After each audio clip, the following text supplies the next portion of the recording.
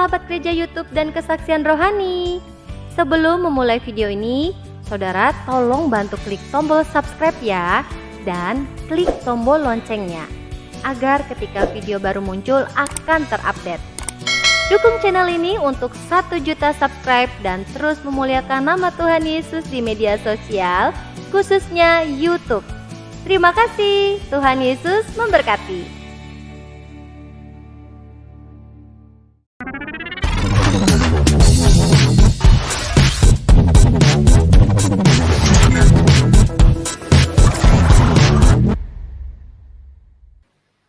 Ya, salam saudara-saudara terkasih yang senantiasa diberikan kemuliaan dan diberikan keselamatan yang kekal daripada Tuhan Yesus Kristus.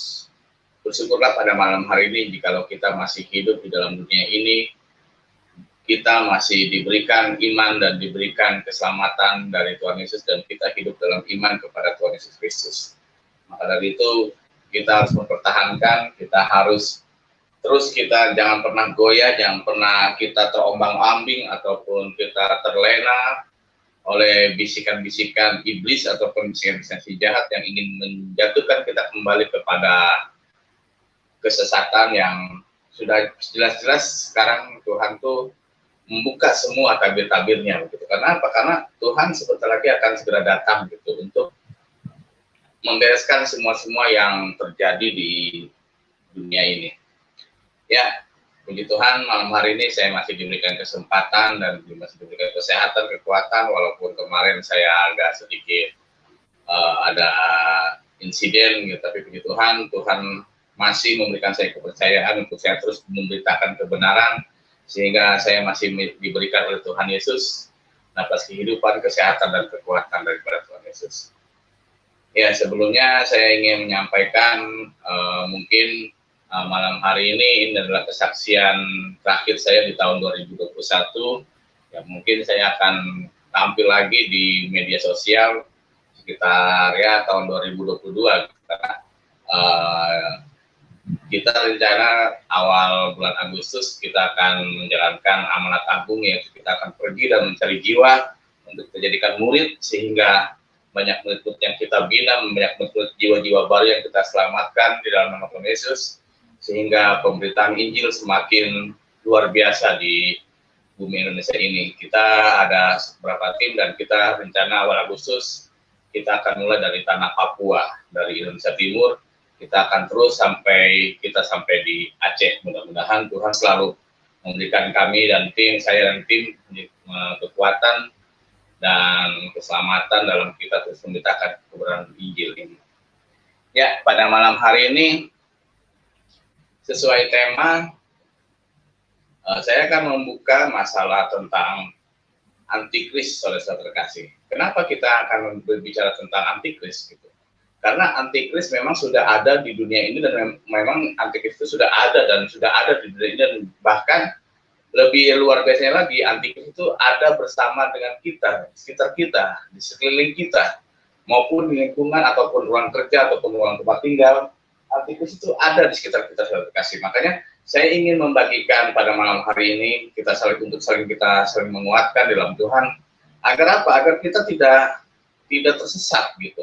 Agar kita tidak meninggalkan kasih karunia Tuhan Yesus gitu. Agar kita tidak meninggalkan keselamatan yang sudah diberikan kepada kita dari Tuhan Yesus gitu. Karena apa? Karena Tuhan Yesus memang sudah memilih kita untuk menjadi umat-umat yang diselamatkan atau menjadi murid yang diselamatkan, saudara terkasih. Nah, pada malam hari ini saya akan membuka siapa sih sebenarnya antikristus itu yang sebenarnya gitu. Karena yang saya tahu, yang saya baca dan saya pelajari dalam Wahyu 13 ayat 18 dikatakan bahwasanya baiklah bijaksana menghitung bilangan-bilangan tersebut gitu. Karena bilangan tersebut adalah bilangan seorang manusia, saudara terkasih. Bukan bilangan seekor binatang, ataupun bukan bilangan sebuah alat atau sebuah alat elektronik ataupun apapun itu. Ternyata Alkitab menerangkan bahwasanya bilangan itu adalah bilangan seorang manusia, dan bilangan itu adalah 666 gitu. Nah, malam hari ini saya akan mengajak kita, kita akan berhitung, kita akan meminta hikmat Tuhan pada malam hari ini. Kita meminta hikmat Tuhan turun pada kita pada malam hari ini supaya kita tahu gitu. Kita tahu siapa sih orang yang dimaksud 6.000 orang yang dimaksud dengan 666 ini gitu. Terima kasih. Supaya apa? Supaya kita bisa terus tegar, supaya kita bisa terus berjalan di dalam alur Alkitab, yaitu menuju surga Firdaus, yaitu adalah kerajaan Bapa surga. Amin. Ya, sebelumnya saya ingin mengajak, sebelum kita berhitung, saya ingin mengundang lagi nih Bapak Pendeta Leo. Halo Bapak Pendeta Leo. Ya. Ya. Kalau boleh tahu yang saat ini menyaksikan sudah berapa Pak? Wah, sudah 1 juta yang gitu. menyaksikan ini 38. Iya. Ya, untuk yang menyaksikan di channel ini pada kesempatan saat ini, saya ingin sebelum saya membahas lebih lanjut lagi, saya ingin kita semua yang menyaksikan pada malam hari ini, mohon sediakan buku atau kertas yang kosong dan ballpoint gitu, karena nanti saya akan mengajak saudara-saudara terkasih untuk kita berhitung gitu, supaya kita tahu gitu, karena Tuhan menurut kita bijaksana dan kita meminta hikmat Tuhan untuk menghitung bilangan-bilangan tersebut, saudara terkasih. Nah, sebelumnya saya ingin membagikan pengalaman saya waktu saya masih di seberang, saudara terkasih. Dulu, ketika saya masih menjalankan suatu pendidikan agama di sebuah pondok pesantren di daerah Pamijahan, Tasikmalaya, Kabupaten Tasikmalaya, di situ saya pondok pesantren di Pondok As-Salafiyah gitu, Al-Karomah, nama pondok pesantrennya Al-Karomah gitu. Dan puji Tuhan, saat ini pondok pesantren itu masih ada dan masih berdiri. Dan luar biasa sekali saudara-saudara, yang saya sangat mengapresiasi kepada kiai saya pada waktu itu gitu. Saya dengan tim itu ada 6 orang waktu itu, kita sedang melakukan penginjilan ke daerah Cipatujah pada waktu itu.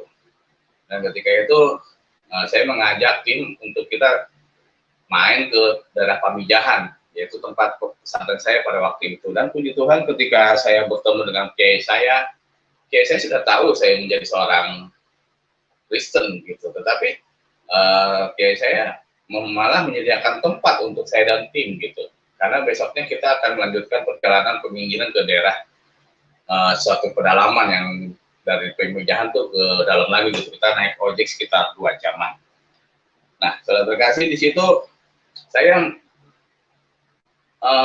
dalam belajar pendidikan Al-Quran atau pendidikan agama di situ, kita selalu diberikan suatu semangat kita untuk kita beribadah, untuk kita berjihad, yaitu adalah dijanjikan masuk surga gitu. Dan di dalam surga itu kita disediakan bidadari, saudara terkasih. Itu yang waktu itu yang bikin saya semangat sekali untuk belajar agama itu, untuk sholat itu, beribadah itu, yaitu wah, nanti kalau saya masuk surga ini pasti dapat bidadari. Nggak apa-apa dah sekarang bini gue ibaratnya kalau secara kasar gitu, nggak apa-apa lah bini gue sekarang wajahnya gitu, kayak gini lah. Yang penting ntar gue ibadah, sholat 5 waktu, rajin, ya pasti dapat bidadari yang cantik gitu. Sekarang saya ingin mengajak saudara terkasih untuk kita, bagaimana sih gambaran seorang bidadari menurut versi agama saya terdahulu begitu. Kita buka ayat pemanasan dulu nih, Bapak Pendeta. Kita buka ayat pemanasan dulu. Kita buka Quran 35 ayat 37. Quran 35. Sebentar. 35 yang fatir ya? Ya. 35 yang fatir itu ya apa? 35. Nah, Quran surat 78 ayat 31 dan 33. Quran surat 78. 78. Iya.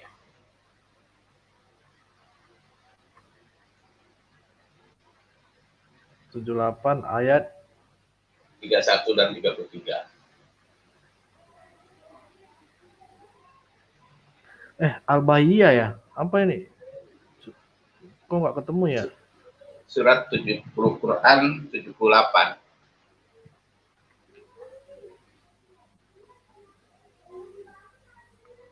78.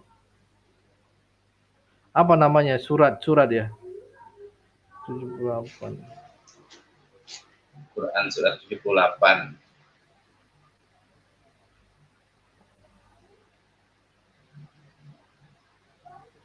Ayat yang ke 31 dan 33. Oh, ini 31.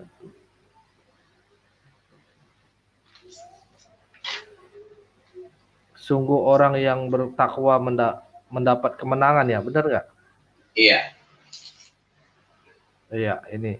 Sungguh orang-orang yang bertakwa mendapat kemenangan, yaitu kebun-kebun dan buah anggur, dan gadis-gadis montok Wow. yang sebaya, dan gelas-gelas yang penuh. Udah Pak, berisi jangan minuman. terusin. Itu aja saya suka garis montoknya. Jadi kita nih gimana ya, maksudnya kita tuh selalu diiming-imingi diberikan bidadari itu adalah seperti gadis yang sebaya, yaitu gadis-gadis yang montok, semok, bahenol, etok cendol kata orang Sunda gitu. Nah, bayangkan saudara terkasih, bagaimana kesetiaan seorang laki-laki akan teruji kalau misalkan kita diberikan hadiah seperti itu kepada dari Allah begitu. Sedangkan Allah menciptakan pasangan kita itu adalah satu gitu. Karena apa? Karena Allah menciptakan wanita itu dari tulang rusuk gitu. Tulang rusuk kita ini cuma satu yang diambil, bukan semuanya begitu. Ya, makanya saya bingung orang yang bisa poligami itu tulang rusuknya ada berapa begitu. Makanya ketika kita nanti akan ke surga, bini kita nih boro-boro bakal disentuh gitu. Ntar bini kita malah nyanyi meriang gitu. Merindukan kasih sayang, kan bahaya di surga istri kita nyanyi dangdut meriang gitu, butuh kasih sayang, merindukan kasih sayang gitu. Karena apa? Karena kita suami ini dihadapkan oleh hadiah yang gadis-gadis belia yang montok-montok gitu. Waduh, ini yang montok-montok gitu. Jangankan yang montok-montok, yang kutilang darat aja. Kalau misalkan dia berpakaian yang luar biasa, kita bisa ya, bini kita bisa ditinggalkan begitu. Yang kutilang darah terus tinggal langsing dada rata gitu. Aplikasi.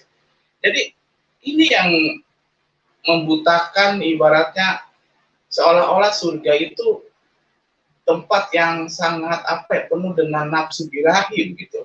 Karena bahasanya saja sudah gadis-gadis yang badan montok lah, semok lah, bok cendol lah gitu. Nah, kita buka lagi deh Quran surat 2 Al-Baqarah, Quran surat 2 ayat 25. Surat 2 ya. Iya.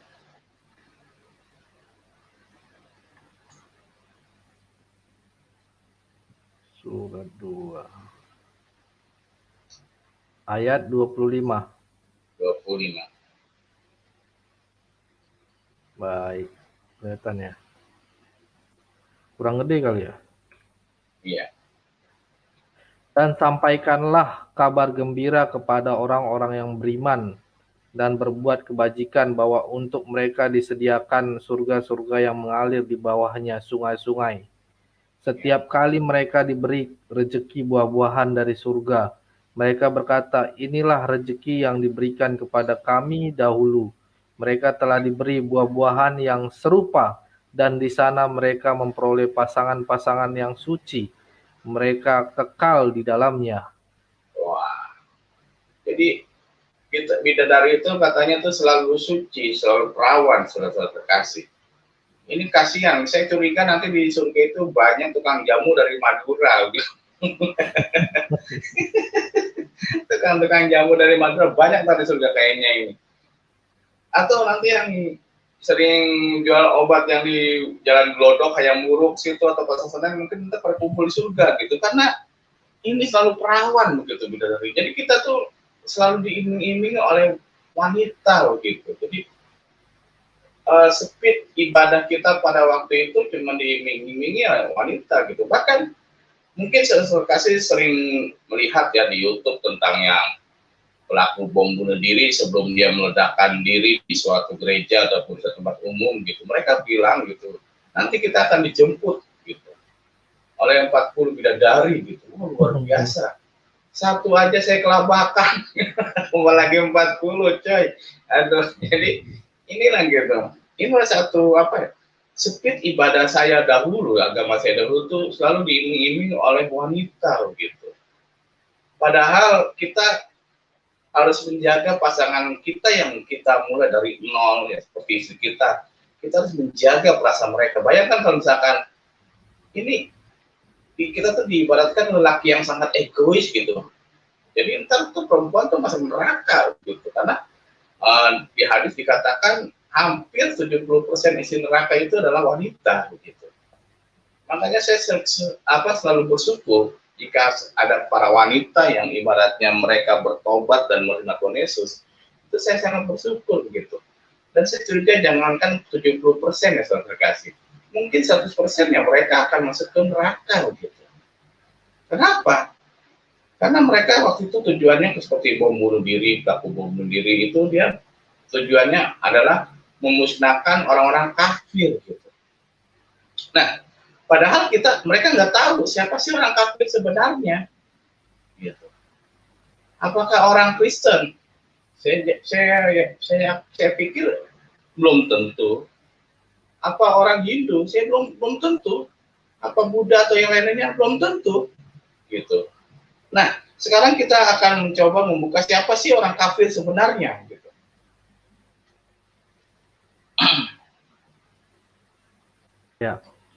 Ya, kita akan membuka maksudnya siapa sih sebenarnya itu orang-orang kafir gitu. Kita buka dulu Quran supaya saya bisa ngejelasinnya bisa satu-satu gitu. Oke, kita duluan kita Quran 3 ayat 55. Quran 3 Al-Imran ayat 55.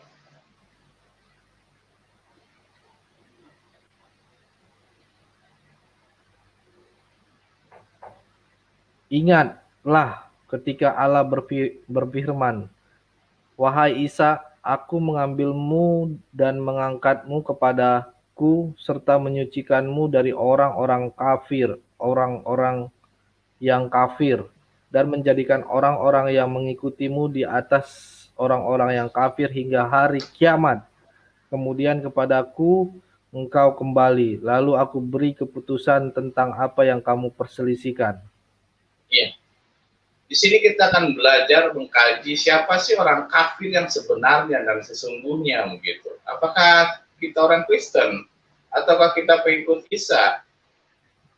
Kita belajar, kita baca pelan-pelan. Hai, ingatlah Isa, kata Allah.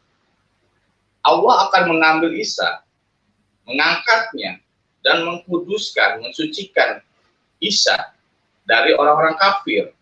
Begitu juga dengan pengikut-pengikut Isa, akan diangkat, recur, gitu, dibersihkan, dikuduskan dari orang-orang kafir. Pertanyaan saya, siapa sih orang kafir? Dari ayat ini, kesimpulannya. Yaitu orang-orang kafir adalah selain yang mengikuti Isa, itu orang-orang kafir. Karena di sini dijelaskan bahwasanya ada 3 pribadi di sini, yaitu adalah Isa Al-Masih, yang kedua adalah pengikut-pengikut Isa, dan yang ketiga adalah orang kafir. Gitu. Jadi Isa dan pengikutnya ini sudah diangkat, diambil oleh Allah, diangkat oleh Allah. Pertanyaan saya, Allah itu ada di mana? Ya di surga, nggak mungkin di pasar induk. Gitu. Allah itu ada di atas, di surga. Jadi diangkat ke atas, masuk ke surga, Isa dan pengikutnya. Tinggal sisa orang-orang kafir yang ada di bawah. Gitu. Berarti orang kafir adalah orang yang tidak mengikuti Isa Al-Masih. Itu kalau kita berhikmat. Makanya saya heran, kadang-kadang kok kita disebut orang kafir, padahal nggak koreksi diri begitu. Kenapa saya berani mengatakan Isa dan pengikutnya itu tidak akan ke surga? Ya karena memang keselamatan hanya ada dalam Isa Al-Masih saja, ataupun dalam Tuhan Yesus saja, begitu. Wah, Pak Muhammad, belagu amat, sombong banget. Kenapa Pak Muhammad bisa ngomong kayak gitu? Ya iyalah, kenapa saya bisa ngomong kayak gitu? Karena Al-Quran yang berbicara seperti itu, saudara terkasih. Gitu. Makanya saya kadang-kadang sering ingat, makanya lain kali itu kalau yang orang Kristen masuk Islam tuh jangan sebutnya mualaf gitu. Sebutnya hilaf gitu. Hilaf, lupa gitu. Lupa akan jati dirinya. Kamu sudah diselamatkan oleh Tuhan Yesus, Anda sudah diselamatkan oleh Tuhan Yesus, Anda meninggalkan Tuhan Yesus, lupa gitu. Makanya nanti lain kali jangan ganti malaf gitu, kasihnya muhilaf, hilaf gitu, lupa, kelalen, forget kalau kata bahasa Jermanggis, bahasa Cimanggisnya itu, forget. Nah, kita akan membuka lagi, kenapa sih ibaratnya yang apa? Yang membuat kita masuk surga adalah Isa Al-Masih ataupun Tuhan Yesus itu sendiri gitu. Ya, kita buka dalam surat Al-Imran lagi. Quran 3 Ayat 144. Maaf. Quran 3 45-nya.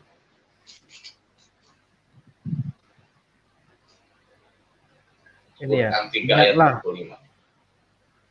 Ingatlah ketika para malaikat berkata, "Wahai Maryam, sesungguhnya Allah menyampaikan kabar gembira kepadamu tentang sebuah kalimat firman darinya, yaitu seorang putra namanya Al-Masih, Isa putra Maryam, seorang terkemuka di dunia dan di akhirat, dan termasuk orang-orang yang di dekatnya kepada Allah." Ya wajarlah pengikutnya Isa itu akan didekatkan dengan Isa di surga Firdaus. Karena apa? Karena yang tadi ayat Quran 3 ayat 55 mengatakan Isa akan diambil, diangkat, dan dia diam di dekatku, kata Allah. Begitu juga dengan pengikut-pengikutnya gitu. Makanya suatu jaminan yang luar biasa yang Al-Quran catat, cuman bahasanya itu dimutasabihatkan ataupun disamar-samarkan gitu. Jadi sebenarnya Isa itu dan pengikutnya itu sudah dijamin masuk surga. Jadi kalau misalkan Anda mau masuk surga, ikut Isa Al-Masih gitu. Ikut Tuhan Yesus gitu. Jangan ikut siapa-siapa lagi gitu. Karena memang yang keselamatan ada di dalam Tuhan Yesus gitu. Nah, mungkin saya pernah membahas dalam di gereja YouTube atau di mana saya lupa. Kita buka nih keselamatan dalam Islam. Kita buka Quran 49 ayat 9. Quran 46 ayat 9.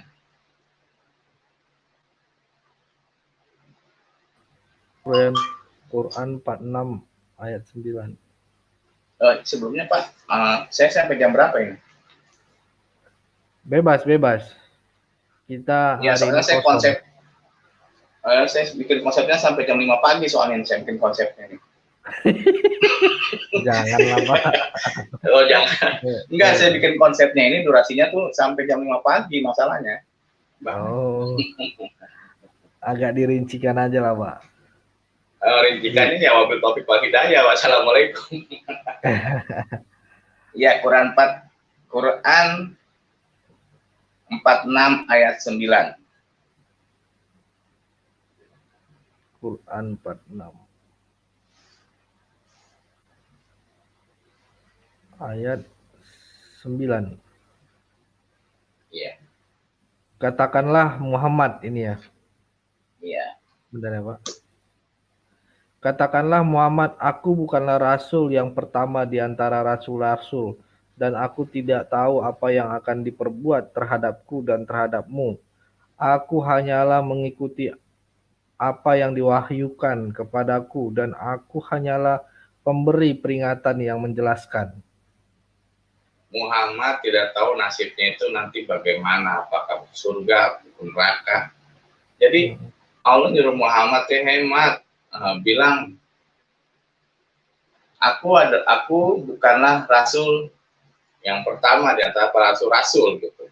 Dan aku juga tidak tahu apa yang akan Allah lakukan terhadapku. Karena apa? Karena katanya Muhammad itu cuma hanya penyampai wahyu saja begitu.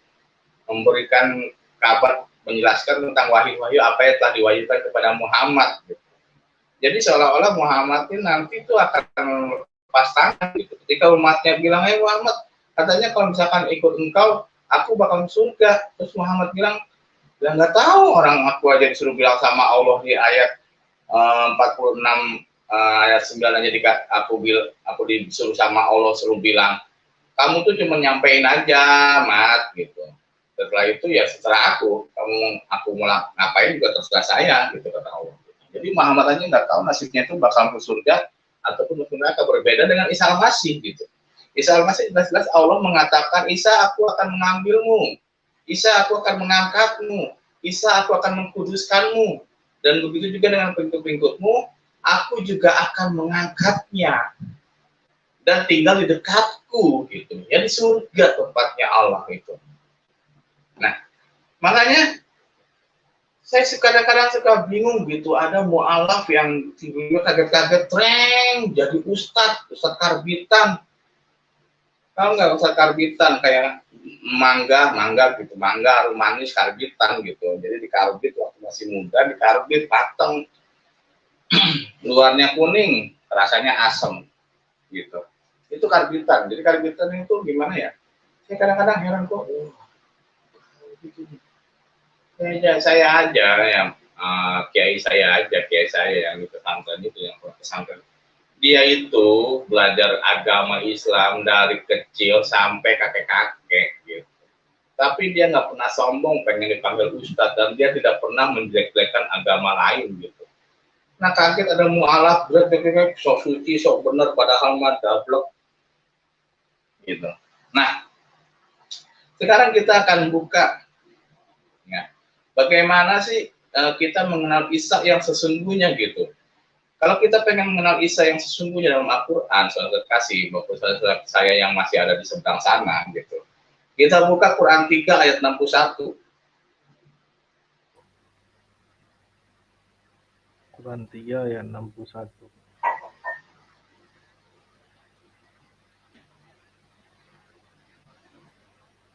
Sebentar. Ali Imran ya? Iya, Ali Imran. 61. Iya. Sebentar. Siapa yang membantahmu dalam hal ini setelah engkau memperoleh ilmu? Enggak tampil ya. Tampil. Iya. Siapa yang membantahmu dalam hal ini setelah engkau memperoleh ilmu? Katakanlah Muhammad, marilah kita panggil anak-anak kami dan anak-anak kamu, istri-istri kami dan istri-istrimu, kami sendiri dan kamu juga. Kemudian marilah kita bermubahalah agar laknat Allah ditimpakan kepada orang-orang dusta. Iya. Lanjutnya Pak, coba. Sungguh. Atasnya. 4. Atasnya. Iya. Kebenaran itu dari Tuhanmu, karena itu janganlah engkau, Muhammad, termasuk orang-orang yang ragu. Iya. Jadi di sini nih, kalau kita ingin mendapatkan kebenaran, kita harus berilmu. Tetapi yang saya nggak terima, ini Muhammad nih kayak maksain banget, itu namanya harus pakai tanda kurung gitu. Kayaknya maksain supaya nyempil gitu. Iya, maksudnya terlalu maksain banget gitu, maksain banget supaya seolah-olah padahal ini ayat ini mengacu kepada kebenaran dalam Isa Al-Masih begitu. Jadi kalau kita harus panggil istri kita gitu. Tetapi di sini tiba-tiba Depak ini menyematkan nih tanda kurung Muhammad gitu. Seolah-olah maksain gitu Muhammad. Seolah-olah pengen diakui begitu. Padahal jelas-jelas Allah mengatakan sendiri Muhammad aja nggak tahu nasibnya itu bagaimana nanti begitu. Nah, itulah yang kita harus pelajari tentang Al-Quran. Kenapa saya bilang saya tidak bisa menghujat ya, walaupun saya sudah menjadi seorang pengikut Kristus gitu. Saya tidak pernah menghujat sampai mati-matian atau sampai benci sekali seperti ustadz-ustadz mu'alaf yang karabitan tuh, gitu. Kenapa? Karena Al-Quran itu mempunyai histori yang luar biasa dalam perubahan iman saya, gitu. Saya mungkin pada waktu itu tidak akan pernah mengenal keselamatan ada dalam Tuhan Yesus kalau saya tidak membaca Al-Quran. Saya mungkin tidak bisa menjadi pengikut Kristus sampai detik ini kalau misalkan saya tidak mengkaji apa yang ada dalam Al-Quran. Gitu. Justru saya mendapatkan keselamatan yang abadi, yang harus saya pertahankan sampai saya menutup mata, sampai napas saya berakhir, itu historinya itu, sejarahnya itu dari Al-Quran. Gitu. Jadi saya nggak bisa menghujat, saya tidak bisa menjelek-jelekan, cuman saya akan membongkar gitu. Apakah betul Al-Quran ini adalah firman real dari Allah, dari Tuhan? Apakah real dari Muhammad CS gitu? Nah, sekarang kita akan belajar Alkitab. Kalau belajar Al-Quran mulu kita panas otaknya gitu. Jadi kalau kita belajar Al-Quran ini panas ya, karena kita harus memang mempunyai ilmu yang luar biasa gitu. Ibaratnya kita harus mempunyai ilmu kanuragan kalau kata pendekar-pendekar. Gitu. Ya, kita akan masuk ke topik kita, yaitu siapa sih antikris yang sebenarnya begitu. Kita buka ayat pembukaan dulu tentang antikris 2 Yohanes 1 ayat 7.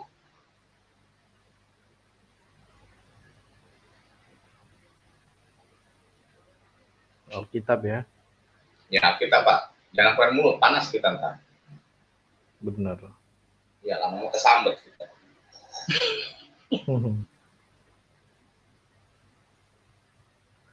Kita baca ayat yang adem di hati gitu. Ayat berapa, Pak? 2 Yohanes pasal 1 ayat 7. 2 Yohanes pasal ayat 1 ayat 7. Udah kelihatan belum, Pak? Udah dong. Sebab banyak penyesat telah muncul dan pergi ke seluruh dunia yang tidak mengaku bahwa Yesus Kristus telah datang sebagai manusia. Itu adalah si penyesat dan antikristus. Ya. Jadi antikris yang pertama, dia akan berkata bahwasanya Isa Al-Masih itu kenapa dia bisa Tuhan kok jelema jadi manusia. Jadi kalau misalkan ada tetangga-tetangga kita ataupun orang-orang terdekat kita bilang, masa Tuhan kok jadi manusia? Gitu. Mungkin kita sering mendengar ya, orang-orang berkata seperti itu. Gitu. Masa Tuhan Yesus mati? Masa Tuhan kok mati di atas kayu salib? Masa Tuhan kok berdarah? Masa Tuhan kok begini? Nah, itulah salah satu ciri daripada antikris, terkasih. Ini ucapan ini bisa keluar dari orang yang satu iman dengan kita maupun orang yang di luar satu iman dengan kita. Gitu. Makanya kita harus camkan dalam hati kita bahwasanya antikris pertama adalah orang yang tidak pernah mengaku bahwasanya Tuhan Yesus menjadi seorang manusia. Gitu. Nah, kenapa Tuhan Yesus harus menjadi seorang manusia? Gitu. Ya karena Tuhan Yesus Bapa di surga ingin menyelamatkan manusia. Ya, paham nggak? Kenapa Allah ingin menyelamatkan manusia? Karena begitu besarnya kasih Allah akan dunia ini, maka Dia mengorbankan anaknya yang tunggal, gitu, yaitu Tuhan Yesus, gitu. Jadi Tuhan Yesus turun ini menjelma menjadi manusia untuk menyelamatkan manusia, saudara kasih. Kenapa Tuhan harus menjadi manusia? Ya kalau Tuhan turun ke bumi dengan wujud Tuhan, di end kiamat, jangankan wujudnya ya saudara terkasih, jangankan wujudnya. Ketika Musa diperlihatkan api kemuliaannya saja, ini baru api kemuliaannya loh. Itu sudah banyak yang buta matanya, sudah banyak yang mati. Itu baru api kemuliaan.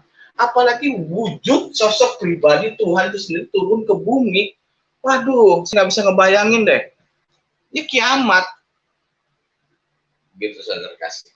Kiamat. Nah, Kenapa Tuhan harus menjelma manusia? Ya karena Tuhan ingin menyelamatkan manusia.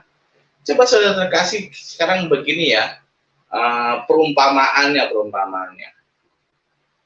Kalau Anda ingin menyelamatkan seekor singa, maka harus Anda menjadi singa.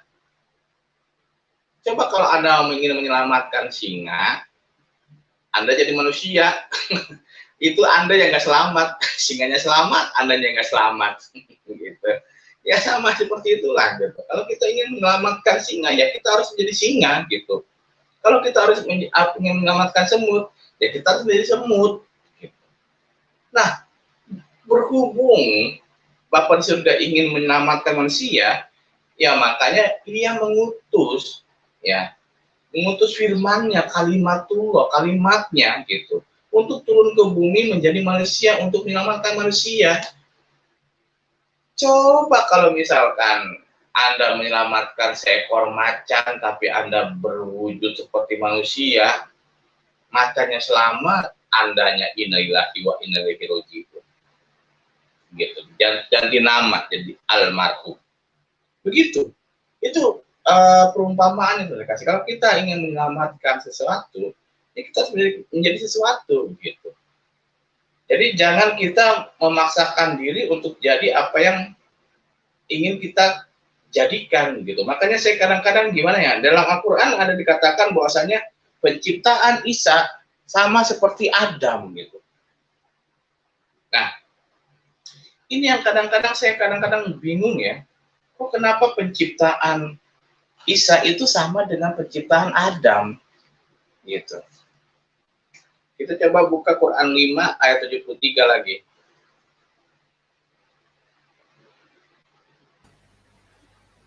Quran 5 ayat 73. Al-Maidah 73. Iya.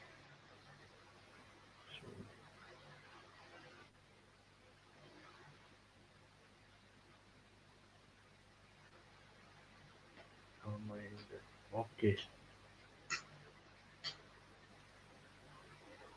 Sungguh telah kafir orang-orang yang mengatakan bahwa Allah adalah salah satu dari yang tiga, padahal tidak ada Tuhan yang berhak disembah selain Tuhan yang Esa. Jika mereka tidak berhenti dari apa yang mereka katakan, pasti orang-orang yang kafir di antara mereka akan ditimpa azab yang pedih. Ya. Coba ulangi Pak kalimat yang pertamanya Pak. Sungguh telah kafir orang-orang yang mengatakan bahwa Allah adalah salah satu dari yang tiga, padahal tidak ada Tuhan yang berhak disembah selain Tuhan yang Esa. Jika mereka tidak berhenti dari apa yang mereka katakan, pasti orang-orang yang kafir di antara mereka akan ditimpa azab yang pedih. Jadi di Al-Quran dikatakan, sungguh ya telah kafir orang yang mengatakan bahwasanya Allah itu adalah dari salah satu tiga. Gitu. Ini saya bingung nih ngupasnya nih. Karena saya selama jadi orang Kristen, saya selama jadi pengikut Kristus, gitu, saya tidak pernah bilang bahwasanya Allahnya orang Kristen itu ada tiga. Atau Bapak lihat punya pengalaman bilang Allahnya orang Kristen ada tiga, Pak? Pak Leo? Ya. Bapak pernah bilang Allahnya Kristen itu tiga, gitu? Enggak. Enggak pernah. Arti daripada Trinitas itu bukan pribadi, saudara, tetapi bukan oknum ataupun bukan wujud, tetapi ada kepribadian. Kepribadian tiga dalam satu. Jadi yang bilang Allahnya orang Kristen itu adalah kafir. Nah, siapa yang sering bilang Allahnya orang Kristen ada tiga? Ya mereka, coy. Saya sebagai orang pengikut Kristus nggak pernah bilang kita harus mengimani Allah, tiga Allah. Dalam tulisan nggak pernah saya berkhotbah seperti itu. Dari saya bertobat, dibaptis, lalu saya pelayanan sampai sekarang, nggak pernah saya mengajak orang yang mendengarkan khotbah saya itu, ayo kita menyembah Allah yang tiga. ayo kita menyembah 3 Allah kita dalam Kristen. Saya nggak pernah bilang begitu. Kenapa? Karena saya mengimani bahwasanya di dalam bilangan dikatakan Sema Israel, Allah itu Ehad, Elohim Ehad gitu. Katakanlah hai Bani Israel bahwasanya Allah itu Esa. Ya memang Esa. Nih saya ajarin nih saudara yang dari seberang sana nih, ya. Tritunggal itu bukan oknum, bukan wujud, tetapi Tritunggal itu adalah kepribadian. Gitu. Kenapa ada Bapa, kenapa ada Roh Kudus, dan kenapa ada Anak, Putra? Ini bukan Tuhan, coy. Ini kepribadian. Kepribadian daripada Tuhan Yesus Kristus itu sendiri, gitu. Kepribadian daripada Isa Al-Masih. Kepribadian gimana sih Pak Muhammad maksudnya? Oke, ini saya akan buka. Ketika Isa Al-Masih dia mengajar, dia memimpin suatu majelis, dia memimpin suatu tentang tatanan negara ataupun suatu tatanan ibadah, maka dia akan bekerja sebagai seorang bapa, gitu. Mempunyai sifat yang tegas, yang bisa membimbing, yang bisa mengayomi. Itulah Tuhan Yesus. Nah, ketika Tuhan Yesus dia menyampaikan kebenaran, menyampaikan pengajaran, maka kepribadian Tuhan Yesus itu adalah kepribadian Roh Kudus yang berada dengan lemah lembut, menyampaikan ajaran, menyampaikan kebenaran, gitu. Nah, ketika Tuhan Yesus disakiti, ataupun ketika Tuhan Yesus dihina atau apa, Tuhan Yesus akan berkepribadian menjadi seperti seorang putra, anak. Nah, pertanyaan saya, yang namanya anak-anak, walaupun mereka berantem sama temennya, nggak seperti kita orang tua. Orang tua tuh kalau berantem tuh sampai mati tuh diingat gitu. Wah, langsung diingat. Tapi kalau anak-anak, lihat kepribadian anak-anak, dia berantem sama temennya. Oke, marah ntar 5 menit baikan lagi gitu. Itu anak-anak gitu. Kenapa? Karena Tuhan Yesus tidak ada punya rasa dendam. Begitu juga dengan kepribadian anak-anak. Jadi anak-anak itu tidak pernah punya rasa dendam kepada orang yang pernah menyakiti dia gitu. Nah, jadi saya tegaskan kepada saudara saya yang masih di seberang sana, ingat, jangan sampai Anda yang kafir, karena Anda sering bilang Allahnya orang Kristen 3. Kami, orang Kristen, tidak pernah menyebut Allah kita itu ada 3. Gitu. Jadi kalau misalkan Anda orang dari seberang sana yang masih Anda yang bilang bahwasanya Allahnya orang Kristen ada 3, berarti Anda yang kafir. Wah, Pak Muhammad benar-benar ngomong kayak gitu. Bukan saya yang ngomong, Al-Quran yang ngomong. Gitu. Saya orang Kristen nggak pernah bilang Allah saya itu 3. Enggak. Karena Allah mengajarkan baptislah ia dalam nama Bapa, Putra, dan Roh Kudus. Gitu. Maksudnya Bapa, Putra, dan Roh Kudus maksudnya apa? Gitu. Ya Bapa itu ibaratnya kasih dia suatu keriduan, berkat gitu. Makanya Bapak itu ibaratnya selalu ayomi dia. Sesuai dibaptis, ayomin. Gitu. Lalu kedua, didik dia supaya tidak punya rasa dendam kepada orang yang pernah menyakiti dia. Supaya apa? Supaya ketika dia bertumbuh dalam Tuhan Yesus, tidak ada duri yang masih ada dalam hati mereka. Gitu. Tanamkan rasa cinta kasih. Makanya Tuhan Yesus itu luar biasa soal kasih. Kasihilah musuhmu. Kalau ditampar pipi kanan, berikanlah pipi kiri. Gitu. Luar biasa. Beda dengan ajaran saya dahulu. Gitu. Perangilah mereka dimanapun mereka bertemu dengan mereka. Bunuhlah mereka, perangilah mereka, bunuhlah mereka. Aduh, saya ini lama-lama menjadi, dulu untung saya ibaratnya, saya bersyukur lah Tuhan Yesus memilih saya untuk menjadi pengikutnya. Saya bersyukur, saya berterima kasih kepada Tuhan Yesus sudah memilih saya menjadi muridnya. Jadi, jangan sampai Anda mengatakan Tuhan Allah itu adalah salah satu dari 3. Saya selama jadi orang Kristen nggak pernah bilang Allah saya ada 3. Allah saya 1. Siapa? Ya Tuhan Yesus. Kok ada Bapa? Ya ketika Tuhan Yesus dia mengayomi para murid-muridnya, mengayomi umatnya, dia itu mengayomi, memberkati semua manusia gitu. Ya Tuhan Yesus berkepribadian menjadi Bapa. Kok ada anak?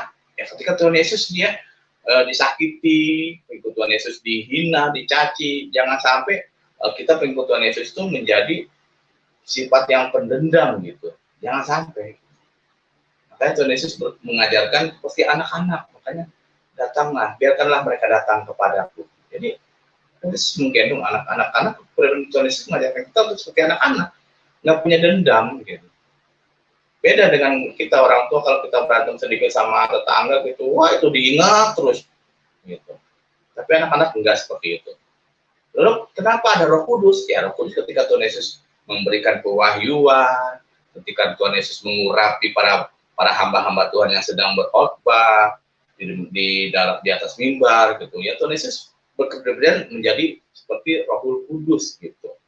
Nah, berarti yang sering mengatakan Tuhannya orang ketiga itu adalah kafir. Jadi siapa orang kafir? Ya koreksi diri sendiri aja lah gitu. Ntar kalau misalkan saya ngomong, ntar saya ini lagi kan saya kan serba salah gitu. Saya ngomong tegas, ntar dibilangnya penistaan. Saya ngomong nggak tegas, tapi nggak pada mikir-mikir gitu. Nah begitu saudara kasih. Nah, jadi kita kembali lagi ke poin tadi yang tentang antikris. Bahwasanya penyesat-penyesat itu sudah menyebar ke seluruh bumi, ke seluruh dunia gitu. Yaitu mereka yang tidak percaya Tuhan menjelma pada manusia. Ya. Seperti perumpamaan, kalau Anda ingin menyelamatkan singa, ya Anda harus berubah dulu jadi lion man gitu. Kalau misalkan Anda ingin berubah jadi manusia, ya singanya selamat, Andanya innalillahi gitu. Jadi itu ya. Yang pertama, ucapan antikris adalah penyesatan. Penyesatan bahwasanya Allah itu, Tuhan Yesus itu, kenapa dia menjelma menjadi manusia. Nah, itu penyesatan. Kita buka lagi 1 Yohanes. Injil 1 Yohanes. 1 Yohanes 2 ayat 22.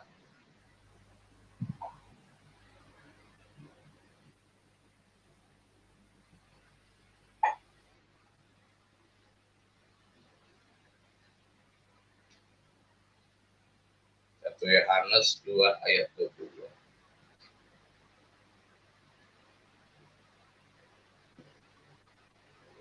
sebentar. Siapakah pendusta itu? Bukankah dia yang menyangkal bahwa Yesus adalah Kristus? Dia itu adalah antikristus, yaitu dia yang menyangkal baik Bapa maupun Anak. Nah, ini tadi kita sudah bahas ya, bahwasanya mereka yang tidak menerima kepribadian Tuhan Yesus adalah Trinitas, gitu, Tritunggal. Tritunggal itu bukan pribadi, bukan wujud ya, bukan oknum, tetapi Tritunggal itu adalah kepribadian. Gitu. Nah, siapakah pendusta itu ya? Pendusta itu yang ibaratnya dia menyangkal Yesus itu adalah Kristus, Yesus itu adalah juru selamat, Yesus itu adalah yang bisa membawa kita dalam surga. Mereka yang menyangkal gitu. Nah, siapa yang sering menyangkal gitu? Nanti kita bakal tahu nih siapa sih antikris sebenarnya gitu. Jadi tadi yang poin yang pertama, antikris itu adalah penyesat. Penyesat yang dia tidak dia meragukan kenapa sih Tuhan Yesus itu menjelma menjadi manusia. Dia bilang begitu, kenapa Tuhan jadi manusia? Gitu. Itu antikris, penyesat. Yang kedua, tipe antikristus yang kedua adalah pendusta. Pendusta adalah orang yang selalu bilang bahwasanya mereka tidak percaya bahwa Yesus itu adalah juru selamat. Yesus adalah Kristus. Orang pribadi yang diurapi gitu. Itu yang kedua. Lalu kita buka lagi Wahyu 13 ayat 22.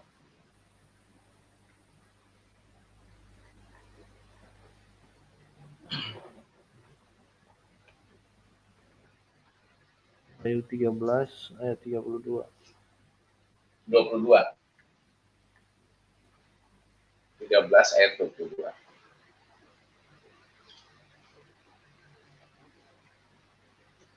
Wahyu 13 kosong, Pak. Wahyu. Markus. Markus ya. Aduh, emosi saya. Markus 13 ayat 22. Ayat 22. Nah, ini baru ada. Iya. Malu saya kalau Oke. emosi itu terlalu.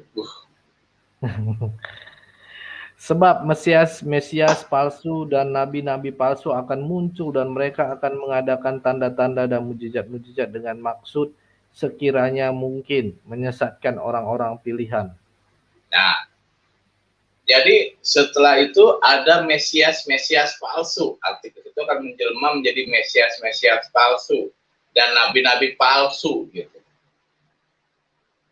Dan muncul dan mereka akan mengadakan tanda-tanda dan mukjizat dengan maksud. Gitu. Jadi mereka tuh bilang bahwasanya mereka mendapatkan mukjizat itu dia ada maksud gitu, ada tujuan. Jadi ibaratnya mereka tuh ada pamrih gitu. Sekiranya mungkin menyesatkan orang-orang pilihan. Nah kita orang-orang pilihan jangan sampai disesatkan oleh nabi-nabi palsu. Siapa sih nabi-nabi palsu? Ya nabi-nabi di lain daripada Isa Al-Masih. Itu nabi-nabi palsu. Mesias palsu gitu. Nah, Anda yang ibaratnya meninggalkan Tuhan Yesus, Anda itu adalah orang pilihan. Tetapi Anda mau disesatkan. Itu makanya Anda jadi mu'alaf, muhilaf. Bukan mu'alaf, muhilaf gitu. Nah, jadi inilah kejadian-kejadian yang ibaratnya hari-hari ini banyak terjadi gitu. Saya kadang-kadang begini ya, saudara kasih, saya bisa bedakan ya antara yang katanya mu'alaf dan murtadin ya. Dari secara segi bahasanya itu yang paling menghujat sekali adalah mu'alaf. Kalau murtadin enggak. Gitu. Murtadin palingan dia berbicara, saya bersyukur Tuhan sudah memilih saya bersyukur Tuhan sudah ini, enak didengarnya gitu, kesaksian para murtadin gitu. Tetapi kalau mu'alaf tuh, apalagi kalau misalkan dia langsung jadi ustadz instan ataupun ustazah instan gitu. Ya kalau misalkan kita mengkonsumsi ceramah-ceramah ustadz instan begitu, ya lama-lama kita kanker gitu. Ya contohnya kalau kita makan mie instan tuh ya cepet banget kita dapat penyakitnya gitu. Itulah akibatnya. Jadi akan muncul Mesias palsu dan nabi-nabi palsu. Ingat, mereka juga bisa mengadakan tanda-tanda dan mukjizat gitu. Tapi mereka mukjizat itu ada maksudnya. Maksudnya apa? Supaya kita disesatkan gitu. Apa mukjizat mereka? Ya kadang-kadang mereka ditulis dalam ayat, dalam surat gitu, supaya wah ternyata nabi ini luar biasa ya, nabi ini benar-benar nabi yang sangat ya rahmatan lil alamin lah. Akhirnya dia sesat, meninggalkan keselamatan gitu. Hati-hati, inilah antikris. Ya, kita buka lagi 1 Yohanes 4 ayat 3.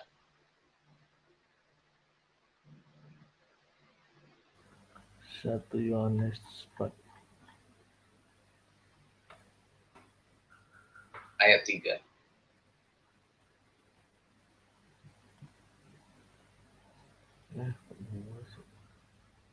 Satu Yohanes 3 pasal 4 ayat 3. 4 ayat 3. Dan setiap roh yang tidak mengaku Yesus tidak berasal dari Allah. Roh itu adalah roh antikristus dan tentang dia telah kamu dengar bahwa ia akan datang dan sekarang ia sudah ada di dalam dunia. Nah, jadi antikris yang ketiga adalah dia yang rohnya itu tidak pernah mengaku Yesus gitu. Dan bahwasanya Yesus itu tidak berasal dari Allah gitu. Jadi roh itu adalah roh antikris gitu. Jadi orang yang menolak tentang Yesus gitu, tentang keselamatan, tentang kebenaran, tentang Yesus, itu adalah roh antikris, saudara kasih. Jadi kita akan selalu belajar nih, siapa sih antikris sebenarnya? Karena antikris ini tugasnya itu sangat mengerikan gitu. Mengerikan apa? Mengerikan yaitu menyesatkan orang-orang pilihan. Orang-orang yang sudah dipilih oleh Tuhan untuk mendapatkan titel keselamatan. Untuk mendapatkan titel keselamatan di surga gitu. Menyesatkan gitu. Jangan sampai kita disesatkan sesudah kita mendapatkan keselamatan. Nah, buat saudara kita yang masih di seberang, jangan Anda tetap ada di jangan sampai Anda masih sesat di dalam kesesatan. Ya, kita lanjut lagi, kita buka lagi 2 Korintus 11.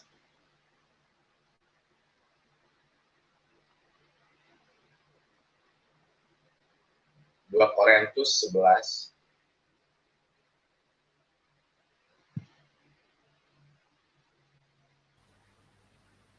Sebentar, 2 Korintus lemak.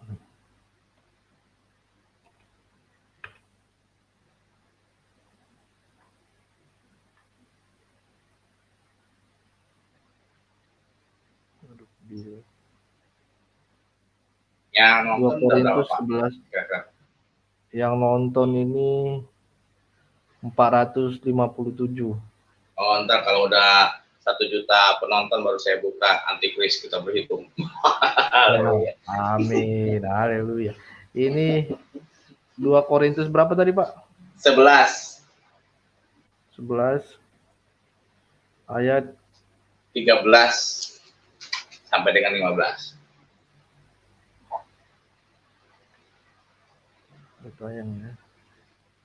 Sebab orang-orang itu adalah rasul-rasul palsu, pekerja-pekerja curang yang menyamar sebagai rasul-rasul Kristus. Hal itu tidak usah mengherankan, sebab iblis pun menyamar sebagai malaikat terang. Jadi, bukanlah suatu hal yang ganjil jika pelayannya menyamar sebagai pelayan-pelayan kebenaran. Kesudahan mereka akan setimpal dengan perbuatan mereka. Jadi orang-orang penyesat, pendusta yang tadi dikatakan di dalam 2 Yohanes 1 dan 1 Yohanes 2 dikatakan bahwasanya mereka akan menjadi seorang rasul, tapi rasul-rasul palsu gitu. Jadi kita nggak usah heran gitu. Karena apa? Karena iblis juga pernah menyamar jadi malaikat terang gitu. Nah, pertanyaan saya, siapa sih malaikat yang menyamar menjadi malaikat terang? Gitu. Siapakah ibaratnya yang menyamar, malaikat terang ini menyamar menjadi malaikat yang berdosa, menyamar menjadi malaikat terang. Siapa sih gitu? Kita buka 2 Petrus 2 ayat 4.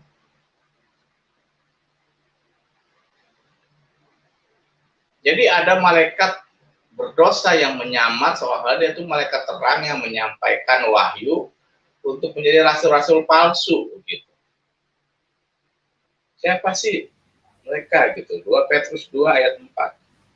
Sebab jikalau Allah tidak menyayangkan malaikat-malaikat yang berbuat dosa tetapi melemparkan mereka ke dalam neraka dan dengan demikian menyerahkannya ke dalam gua-gua yang gelap untuk menyimpan mereka sampai hari penghakiman. Jadi malaikat-malaikat berdosa itu disimpan oleh Bapa, oleh Tuhan Yesus, oleh Tuhan. Yaitu ada dilempar ke dalam gua-gua yang gelap. Jadi siapapun yang merasa menjadi nabi palsu, rasul palsu, dia bakal menerima wahyu di dalam gua-gua yang gelap. Dan malaikat itu adalah malaikat yang berdosa, yang menyamar menjadi malaikat terang, pakai bawa nama Jibril. Untung aja Gabriel nggak menuntut, ibaratnya pencemaran nama baik. Coba kalau misalkan Gabriel nuntut pencemaran nama baik, nama dia dipakai-pakai oleh malaikat berdosa, wah, kayaknya seru ya masuk infotainment. Gabriel nuntut pencemaran nama baik gitu. Jadi cuman beda G sama J gitu. Jadi antara Gabriel dan Jibril, bedanya Gabriel ori 100% malaikat terang.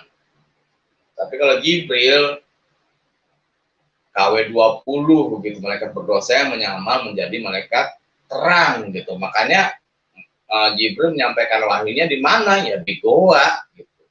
Di Goa Hiro gitu, di goa yang gelap gitu. Goa Hiro tuh gelap kecil, sempit gitu. Itulah. Makanya kita jangan sampai kita tersesat gitu. Jangan sampai kita tersesat oleh kesesatan yang betul-betul ada di depan mata kita. Gitu. Jangan sampai kita meninggalkan keselamatan yang sudah diberikan kepada kita dari Tuhan Yesus, begitu saudara terkasih. Nah, inilah yang harus kita tanamkan dalam iman kita. Jangan sampai kita meninggalkan Tuhan Yesus gara-gara hal-hal yang ibaratnya membuat kita itu berpikir, oh ternyata iya benar. Katanya, wah benar, ternyata Isa Al-Masih itu Islam agamanya. Oh, katanya Musa Al-Masih itu Islam agamanya. Terus ada yang dibilang lagi Ibrahim itu Islam agamanya. Kenapa? Ya karena mereka disunat. Pertanyaan saya, adakah di Al-Quran satu ayat pun mengatakan bahwasanya Muhammad disunat? Anda cari sampai kepala rambut Anda gondrong, botak, dan botak kembali. Anda cari. Kalau ada, saya siap syahadat malam hari ini. Yang penting, ayat itu menunjukkan bahwasanya Muhammad itu disunat. Saya tegaskan, saudara kasih. Saya umur 9 tahun, ya, sampai saya umur 28 tahun saya membaca Al-Quran. Saya tidak pernah menemukan satu ayat sedikit pun tentang Muhammad disunat. Gitu. Tidak ada. Nah, dikarenakan dalam Al-Quran nggak ada Muhammad itu disunat, tiba-tiba jreng datang hadis mengatakan Muhammad tuh disunatnya tuh ada yang bilang pada umur 40 tahun. Saya ini ngebayangin ya, kalau misalkan ngebayangin orang umur 40 tahun disunat, dipakai apaan gitu, pakai gergaji mesin atau pakai kampak kuda sablong gitu. Saya ngebayangin alatnya nyunat semua. Aduh, astagfirullahaladzim. Lalu ada lagi muncul hadis lagi bilang mengatakan Muhammad tuh lahir tuh dalam keadaan super sunat gitu. Ini kadang-kadang gimana ya, hadis itu kadang-kadang saya gini aja ya, maksudnya Al-Quran aja udah bikin saya puyeng gitu ayat-ayatnya, apalagi hadis gitu. Makanya saya setiap saya memberikan kesaksian saya tidak pernah bawa hadis gitu. Kenapa? Karena Al-Quran aja udah bikin saya puyeng, apalagi kalau saya bawa hadis gitu, tambah nggak ngerti lagi gitu, tambah puyeng lagi, kasihan.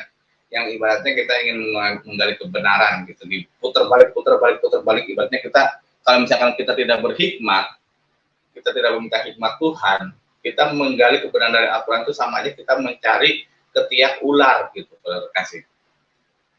Ya paham ya, mencari ketiak ular itu nggak bakal ada gitu. Tapi kalau kita meminta hikmat dari Tuhan untuk mencari kebenaran dalam Al-Quran tentang Isa Al-Masih, saya yakin dan percaya pasti Tuhan akan membuka tabirnya. Amin.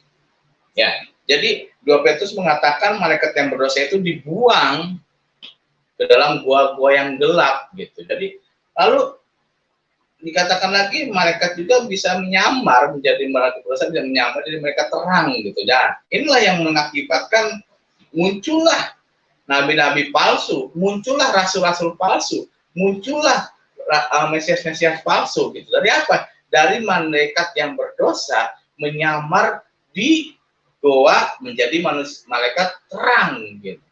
Maka tercetaklah nabi-nabi palsu, rasul-rasul palsu, mesias-mesias palsu gitu. Nah itulah penyesatan gitu. Jangan sampai kita menjadi korban daripada antikris, saudara kasih. Ya, baik. Sekarang kita buka Wahyu 13 ayat 18. Pendeta Leo. Wahyu 13 ya.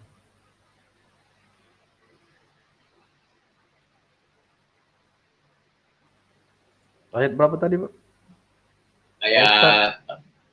Ayat 13. Ayat 18, pasal 13 ayat 18.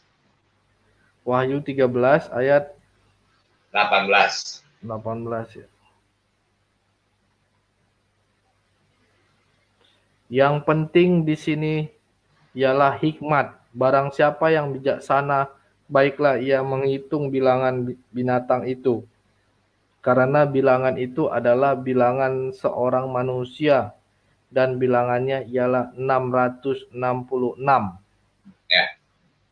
Jadi Tuhan mengatakan bahwa yang terpenting, ya, yang paling penting, yang intinya adalah hikmat.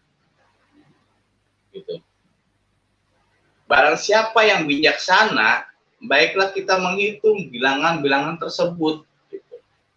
Karena bilangan-bilangan tersebut itu bukan bilangan seekor binatang, bukan bilangan-bilangan sebuah alat elektronik, bukan bilangan-bilangan suatu tanda atau kode, tetapi bilangan-bilangan itu adalah bilangan seorang manusia.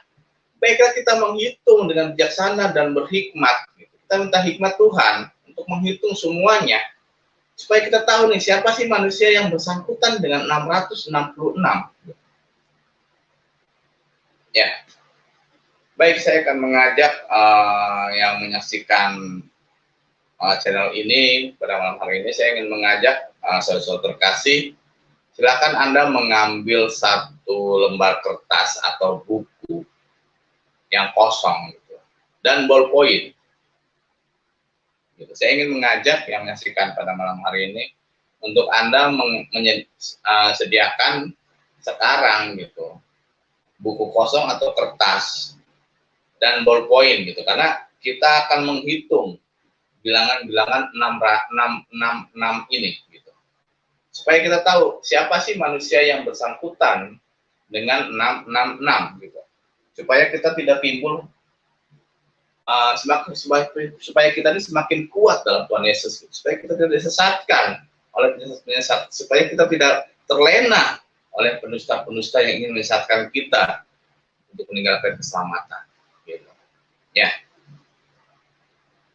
sekali lagi saya ingin mengajak saudara terkasih untuk menyediakan kertas atau buku dan ballpoint, karena saya ingin mengajak kita menghitung bilangan 666 ini, gitu. Ya, Bapak Leo sendiri sudah ada Pak kertas dan ballpointnya? Ya, sudah. Sebentar. Ya. Kertas dan ballpointnya. Ya, kertas dan ballpoint.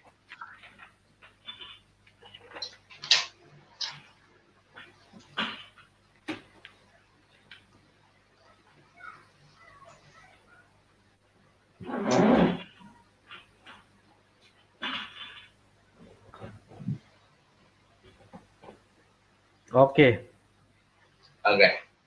Ya, saya juga berharap yang menyaksikan juga, saudara terkasih juga sudah menyediakan kertas dan ballpoint ataupun buku kosong, karena kita akan menghitung bilangan-bilangan daripada 666.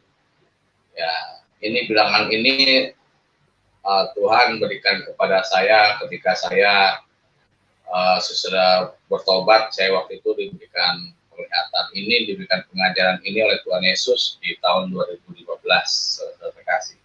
Sekarang saya akan bagikan, silakan saudara terkasih menulis angka 13 kali 9.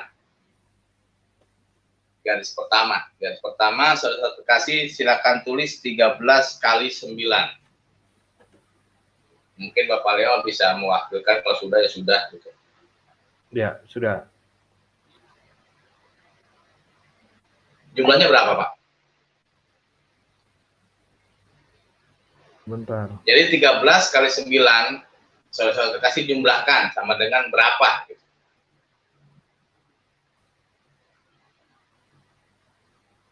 13 kali 9, garis pertama, silakan saudara terkasih menulis 13 kali 9 sama dengan 117. berapa? Berapa, Pak? 117. Oke, 117 ya, saudara terkasih. Jadi 13 kali 9 sama dengan 117. Oke. Sekarang garis kedua di bawahnya. 21 kali 9 sama dengan berapa? Nah, kita belajar kayak enak SD lagi nih. Sedikit memorian. Sebentar ya. Bisa nggak saya tayangin? Nggak bisa. Pakai apa sih tuh? Excel ya kemarin. 189. Ya, jadi di garis kedua adalah 21 kali 9 sama dengan 189. Ya. Oke. Sekarang garis ketiga. 8 kali 9 sama dengan berapa? Tulis ya. 8 kali 9 sama dengan, silakan saudara kasih 72. menjumlah sendiri. Kalau misalkan saya sebutin jumlahnya, ntar disangkanya Anda didogma oleh saya begitu. Iya. Ini 8 kali 9 sama dengan berapa? Gitu.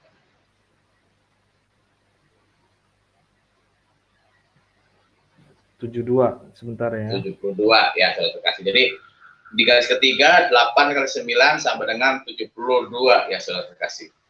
Nah, di garis yang keempat, di baris bawahnya garis yang keempat 1 kali 9 sama dengan, ya udah pasti 9 lah, nggak mungkin saya dogma 9. Ya. Garis kelima 13 kali 9 lagi sama dengan, hasilnya tetap sama ya dengan yang tadi 117, 117. Iya. Ya. Lalu di garis yang keenam ya, sama 13 kali 9 juga sama dengan hasilnya juga sama 117. Iya. Ya. Sekarang garis yang ke-7 1 kali 9 hasilnya pasti 9 ya saudara kasih ya. Iya. Baris yang ke-7 1 kali 9 sama dengan 9. Nah, baris yang terakhir yang ke-8 4 kali 9 sama dengan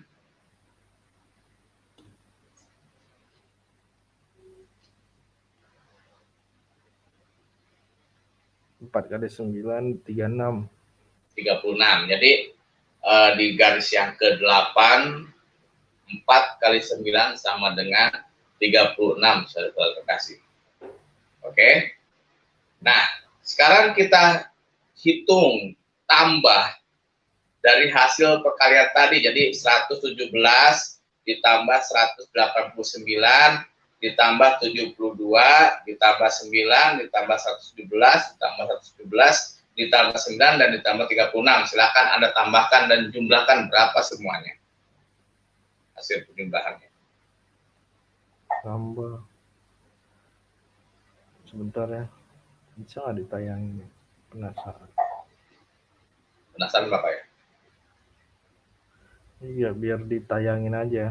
Nah, Pakai Excel sih Pak, kemarin waktu itu saya coba pakai Excel sih. Excelnya nggak mau tayang di sini. Oh, Ini kalkulator apa kemarin pakainya tuh ya? Pokoknya dia ada di sampingnya tuh dari riwayatnya gitu. Jadi biar nggak penasaran kayak lagu Rhoma Irama. Sungguh mati aku jadi pemasaran. Sebentar. Haleluya. Tuhan baik pada malam hari.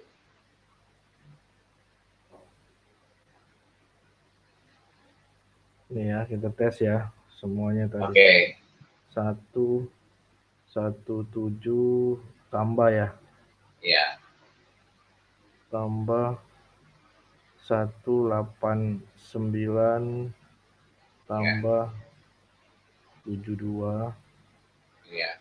tambah 9 Iya. tambah 117 tambah Iya. 117 tambah Iya. 9 tambah Iya. 36 sama dengan ya. Iya. Wih, triple 6. 6. 6. Ada yang mau ditanya nggak Pak? Mungkin kenapa bisa bilangan 666 ini muncul ya? Iya. Ya itu kan tadi saya kali 9 semuanya Pak. Iya. 9. Berarti akarnya ada di, kalau kita pengen tahunya kita harus tahu dari manakah angka 13, dari manakah angka 21, dari manakah angka 8, dari manakah angka 1, 13, 13, 1, dan 4. Gitu. Karena perkaliannya itu tetap sama, saya kalikan 9 semuanya Pak. Gitu. Berarti kuncinya itu rahasianya itu ada di angka 13, 21, 8, 1, 13, 13, 1, dan 4. Betul nggak Pak? Iya. Nah, kira-kira ini angka dari mana sih asalnya gitu? Apakah dari Pekalongan atau Tegal? Oh, tentu tidak gitu. Karena saya akan ngerjain lagi nih, akan ngerjain lagi. Karena supaya kita bijaksana. Karena orang bijaksana itu nggak emosi gitu. Jadi supaya bijaksana, kita pengen tahu nih dari mana sih angka 13, dari mana sih angka 21, dari mana angka 8 sampai angka yang terakhir, angka keempat, itu dari mana sih asalnya? Ya. Sekarang saya ingin saudara kasih menulis lagi huruf, ya, huruf abjad, A, B, C, D sampai Z, tetapi direnggang-renggangin. Jadi, tapi Anda menulisnya, saudara kasih menulisnya begini, A itu abjad ke-1, B bawahnya 2, C 3, D 4, sampai Z 26, gitu. Silakan Anda tulis dulu. Saya istirahat dulu. Untuk nafas. Ngerti apa ya? Iya, A, B, A itu abjad 1, abjad ke-1, B abjad kedua, jadi A bawahnya 1, B bawahnya 2, C 3 sampai Z 26.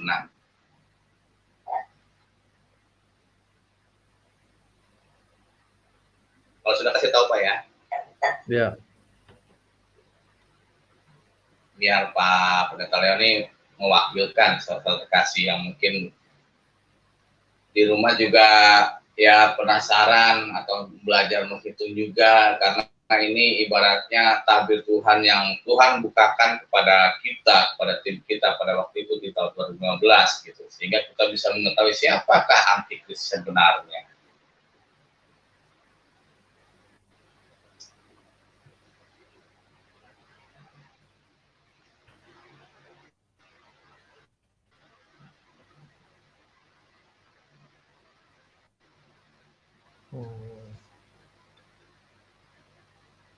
Sudah Pak? Belum. Oh, belum. Maklum, kita belajar lagi back to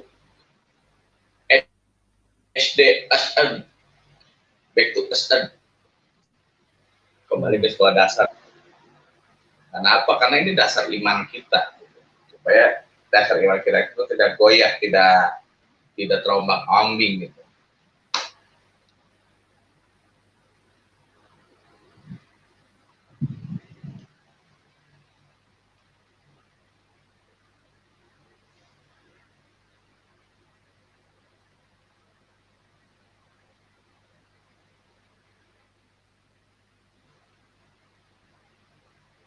Oke, sip 26 Sudah ya. Pak?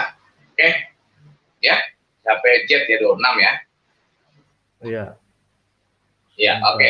Terima kasih. Sambil saya kasih juga menulis, saya akan bagikan. Begini ya. Sekarang saya mau tanya kepada ya, Bapak. Oh iya, kuning ya Pak? Kuning. Kuning ya? Kuning kelihatannya. Kuning. Ya. Kalau bisa pakai spidol Pak. Iya ya. Nah, oke. Sekarang saya mau tanya kepada Bapak Pendeta Leo. Angka 13 jatuh di huruf apa? Jatuh di abjad apa? Angka ketiga M. M. Oke, tulis M Pak yang gede. M. Ya. Angka 21 jatuh di angka huruf apa Pak? 21 itu U. Oke, tulis U Pak. Angka 8 jatuh di abjad berapa Pak? Abjad apa Pak? H.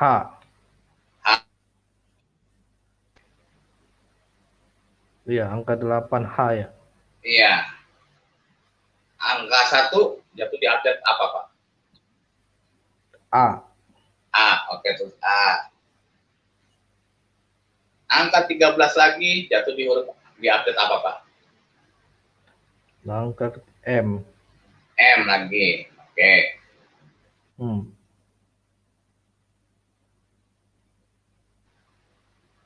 Yang bawahnya Berapa? 13 lagi, yang bawahnya lagi kan 13 lagi itu ada 2 13, berarti M dua-duanya ya. Iya, M. Iya, oke. Angka satunya jatuh di update apa, Pak? A. Nah, angka 4-nya jatuh di abjad apa, Pak? Angka 4 ya. D. Pak, D. Oke, tulis D, Pak. Baca, Pak. Ya. Siapakah namanya, Pak? Ini Muhammad ya.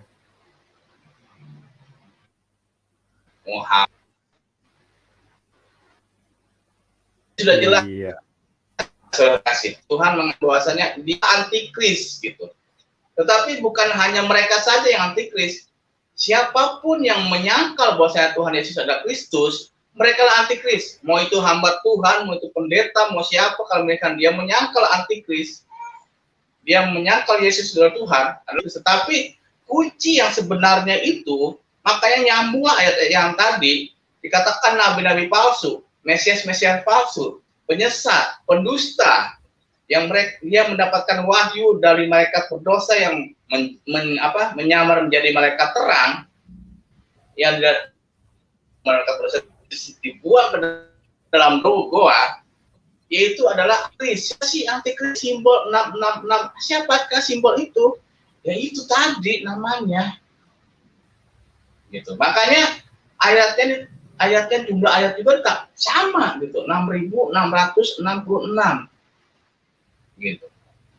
Waktu itu ketika saya diberikan visi tentang hitungan ini gitu, bilangan-bilangan ini, karena saya membacanya, saya begitu penasaran gitu, Tuhan, ini kan saya harus menghitung nih, karena Tuhan bilang ini adalah bilangan seorang manusia, jadi saya harus tahu nih manusia ini siapa nih, akarnya ini siapa yang menjadi antikris gitu. Makanya saya hitung aja, iseng-iseng saya hitung sambil berdoa, Tuhan tolong kasih hikmat, tolong kasih hikmat. Akhirnya saya mendapatkan angka 13, 21, 8 dari Tuhan mengilhamkan saya supaya menghitung abjad-abjad daripada update semua gitu, 26 abjad ini gitu. Lalu saya tanya lagi Tuhan, ini bagaimana cara menghitungnya? Lalu Tuhan memberikan satu visi kepada saya, hitung dengan angka terbesar. Dikalikan dengan angka yang terbesar. Pertanyaan saya, Bapak Leo, dalam kalkulator, angka paling besar itu angka berapa? Dalam kalkulator angka paling besar di kalkulator angka berapa, Pak? Angka 9. Angka 9. Habis 9 nol lagi gitu. Berarti angka yang paling besar adalah angka 9. Karena kalau misalkan sudah angka 9 akan balik lagi 1 sama 0, 10, 1 0, 1 1, 1 2, 1 3. Ketika dia mencapai lagi 9, 1 9, dia balik lagi 20, 21. Jadi angka terbesar itu adalah angka 9. Ketika itu Tuhan memberikan saya visi, kalikan dengan angka terbesar. Itu doang ngomongnya, nggak ngasih tahu angka 9 yang paling gede. Jadi Tuhan harus saya mikir lagi gitu, angka 9 angka berapa gitu. Apakah 2M, 3M? Gitu. Ternyata angka yang paling besarnya angka 9. Saya kalikan lagi. Jadi saya kalikan semuanya, sudah saya kalikan. Saya sudah jumlahkan semua. Lalu saya tanya ke Tuhan, gimana lagi Tuhan? Lalu Tuhan berkata, jumlah semua hasil daripada pertanyaan tersebut. Saya jumlah semua. Ketika saya dapatkan hasil finalnya, di situ saya menangis, saudara kasih. Tuhan, terima kasih. Tuhan sudah menyelamatkan saya daripada antikris. Tuhan sudah menyelamatkan dari penyesat. Tuhan sudah selamatkan saya dari seorang pendusta. Terima kasih Tuhan, terima kasih Tuhan. Saya berjanji Tuhan, saya tidak bisa memberikan yang terbaik, tetapi saya akan berjanji, saya akan tetap setia kepada Tuhan Yesus. Itu janji saya. Itu saya langsung bersujud, saya nangis pada Tuhan Yesus. Tuhan, terima kasih Tuhan, terima kasih. Ternyata baru kali ini saya menemukan suatu rahasia besar gitu dalam Wahyu 13 ayat 18 ini tentang antikris gitu, tentang orang yang selalu minta Kristen. Makanya saya berarti nggak salah kenapa mereka selalu menghujat kita. Berarti nggak salah kenapa mereka selalu mengejek kita, menghina kita, mencegah kita membangun gereja. Kenapa? Ya karena inilah 666. akarnya, saudara kasih. Jadi begitu saudara kasih. Kenapa saya bisa mendapatkan nama ini? Karena dari saya coba semua loh saudara kasih. Dari nama Adam saya coba, dari nama, kan kalau di kita, di saya dahulu tuh Nabi itu ada 25. Jadi Adam, Idris, Nuh, Lut, Soleh, Ibrahim, Ishak, Yakub, Yusuf, Ayub, Su'eb, sampai Isa Masih, sampai Muhammad. Itu saya tulis semua, saya hitung semua. Gitu. Supaya apa? Supaya dapat nih angka 666 gitu. Dari Adam nggak dapat, dari Noh nggak dapat, dari Daud nggak dapat, dari Abraham nggak dapat, dari Isa apalagi dari Isa nggak dapat sama sekali. Gitu. Yang dapatnya dari yang terakhir gitu. Saya bilang, wah, luar biasa Tuhan, emang sekarang udah mau membukakan tabir gitu. Walaupun kita sebagai penginjil ini adalah suatu tantangan yang sangat besar bagi kita gitu. Kenapa? Karena kita nih tinggal di negara yang gimana ya, maksudnya disebut adil ya enggak, disebut gak adil ya adil gitu. Jadi bingung saya juga gitu. Jadi kita mau bangun gereja dicekal gitu. Jadi gimana ya? Bingung gitu. Makanya ini tugas yang berat buat kita sebagai seorang penginjil gitu, ataupun kita semua yang kita mempunyai tugas sebagai seorang penginjil gitu, untuk memberitakan kebenaran dalam Alkitab maupun dalam Al-Quran. Maka saudara kasih, saya nanti tanggal mungkin awal bulan Agustus, saya kurang tahu tanggal 1 atau tanggal 5 gitu, kita berangkat ke Papua. Tepatnya kita akan mulai di kota Jayapura nanti. Kita akan menginjili ya bukan hanya saudara-saudara saya yang masih di seberang, bukan, tetapi semua orang yang masih jauh daripada kehidupan Kristen, saudara kasih. Gitu. Kalau kita misalkan kita menginjil saudara-saudara saya yang masih di seberang, saya tidak akan menginjili mereka dengan Injil, tetapi saya akan menginjili mereka dengan Al-Quran. Kenapa? Karena kalau kita menginjili saudara kita di seberang, kalau kita langsung duduk di depan mereka, kita bawa Alkitab, wah, langsung alergi mereka. Tetapi kalau kita datang kepada mereka, kita bawa Al-Quran, yuk kita bahas Al-Quran, mereka akan duduk tenang gitu. Tetapi kalau misalkan kita datang kepada mereka, kita tiba-tiba bawa Alkitab, langsung alergi, gatel-gatel gitu, nggak mau gitu. Makanya ini tugas kita, maksudnya saya akan kembali ke dalam penginjilan secara langsung gitu, secara ya seperti dahulu saya mungkin akan pelayanan seperti dahulu gitu, underground di bawah tanah gitu. Yang penting kita bisa menangkan jiwa mereka gitu. Dan ini saya memohon bantuan dukungan dari saudara kasih dan bantuan doa yang lebih penting buat kita dan tim, karena kita ya menargetkan ya tahun 2022 kita bisa selesai semua dalam menjalankan itu, dalam tugas-tugas yang Tuhan amanahkan kepada kita semua sebagai pengikut Tuhan Yesus. Makanya tugas kita sekarang adalah sebagai pengikut Kristus, tetap kuat di dalam Tuhan, tetap tegar. Anda menjadi pengikut Kristus itu bukan kesalahan besar yang Anda pilih, tetapi itu adalah anugerah yang terbesar yang harus Anda jaga, yang harus saudara terima dengan iman Anda gitu. Jangan sampai Anda meninggalkan keselamatan yang sudah jelas-jelas pasti dan benar-benar Isa itu adalah real dari Allah, gitu. Real dari Bapa di surga dan Roh Allah yang mengajar Tuhan Yesus. Gitu. Ya, kiranya hanya seperti itu saja mungkin yang saya dapat bagikan pada malam hari ini. Ya, mungkin ada pertanyaan atau apapun, intinya saya tegaskan, saya ingin sampaikan kepada Bapak Pendeta Leo, saya bukannya takut debat atau apa, enggak, tapi saya inginnya kita saling kuat menguatkan. Sering malam hari ini saya ingin kita sering menguatkan gitu, bukan untuk ini. Tapi kalau misalkan ada yang mau debat gitu ya, problem kalau misalkan ini. Tapi ya saya tidak apa. Saya paling alergi sama debat-debat, karena debat-debat itu dengan apa ya, emosi gitu, dengan emosi nanti roh jahat, kuasa gelap tuh bakal berotoritas dalam perdebatan itu gitu. Dengan saya sih ya sampaikan ini, terserah mereka. Kalau misalkan ini kasih aja nomor WhatsApp saya, apa kalau misalkan ada netizen yang tidak puas dengan apa yang saya sampaikan, silakan ke WhatsApp saya aja gitu, daripada ke media sosial gini kan kita harus menjaga etika juga, karena yang nonton ini kan bukan hanya kalangan dewasa saja gitu, pasti ada anak-anaknya walaupun sudah di ini gitu, karena kan YouTube tidak bisa mendeteksi yang bikin akun ini dewasa apa anak-anak, karena tidak ada verifikasi, karena YouTube ini setiap pembuatan akun belum ada verifikasi wajah gitu. Kalau ada verifikasi wajah kan kelihatan gitu, oh ini udah dewasa nih, wah ini bocil gitu, tapi nggak udah gede gitu lah gitu. Verifikasi. Ya, selanjutnya saya serahkan kepada Bapak Pendeta Leon.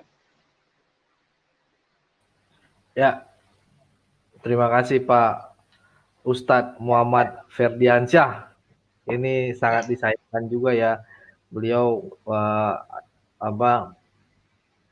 pelayanan keluar ya, bakalan keluar, dan kita juga dukung biar di Papua ya Pak Ustadz Ya, ya. kita mulai dari Papua, nanti dari Papua kita geser-geser terus sampai ke barat gitu. Ya, sampai Target ke kita barat. sih mudah-mudahan sampai di Aceh lah gitu. Target kita sih. Amin. Iya. Ya, beliau live terakhir inilah ya di gereja YouTube ya, live terakhir. Iya, terakhir. Tapi Ya. terakhir di 2021, Pak. Nanti Ya. 2022 kita action lagi lah. Iya, benar. Iya, tapi 2021 kan juga lumayan lama, Pak. Ininya nunggu berapa bulan lagi kan. Ya, mungkin nanti kalau saya bisa selesai pelayanan, kalau misalkan sinyal bagus atau apa, ya mungkin nanti saya akan WhatsApp Bapak.